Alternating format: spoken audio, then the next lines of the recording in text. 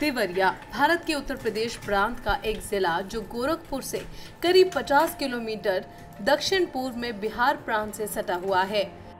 जिज्ञासा को शांत करने के लिए जो इतिहास को खंगाला तो तब ये पता चला कि यहाँ कभी बहुत घने वन हुआ करते थे और इन्हीं वनों में देवताओं का वास होता था।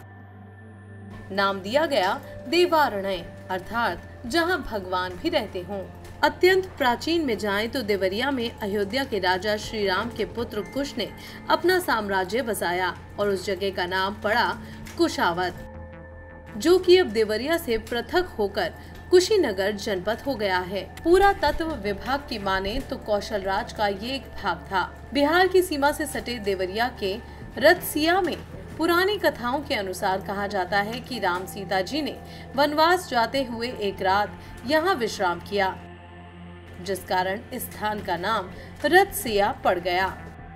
पौराणिक मान्यताओं के अनुसार देवारण्य कहा जाने वाला देवरिया का अस्तित्व सीधे सिद्धपीठ देवरही मंदिर से जुड़ा है। ये पीठ प्राचीन काल से जनपद वासियों के श्रद्धा का केंद्र है। चैत्र और शारदीय नवरात्र में यहाँ श्रद्धालुओं की भारी भीड़ माता के आशीर्वाद के लिए उमड़ती है। धार्मिक मान्यताओं के अनुसार ये पीठ देवी सती से जुड़ा है। शक्ति पीठ पिछले 200 वर्षों से पौहारी महाराज की देखरेख में संचालित हो रहा है।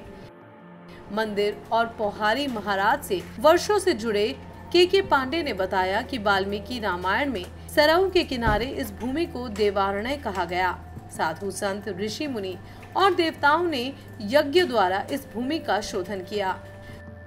यज्ञ भूमि के नाम से विख्यात देवारण्य बदलते समय के साथ देवार, देवरिया और देवरिया कहा जाने लगा। बताते हैं कि प्राचीन काल में यह देवारण्य जंगल के रूप में था।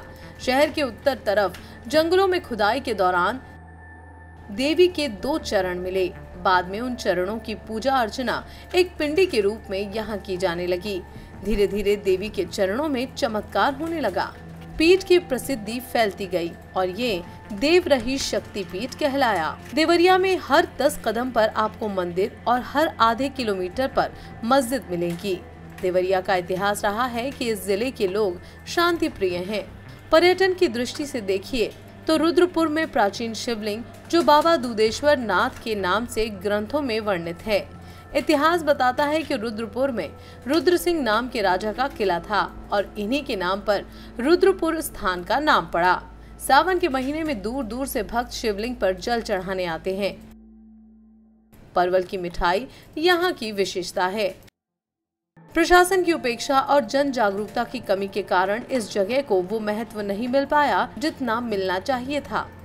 सरयू नदी के तट पर बसा बरहज स्वयं में धार्मिक महत्व लिए हुए है।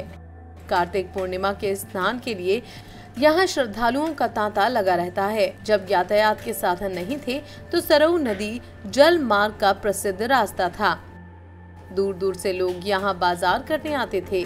आपको देवरिया की ये रोचक तथ्य जानकर कैसा लगा, बताइए हमें नीचे कमेंट सेक्शन में। साथ ही पूर्वांचल की ऐसी ही लगातार ताज़ा अपडेट्स के लिए सब्सक्राइब कीजिए हमारे चैनल पूर्वांचल लाइव को।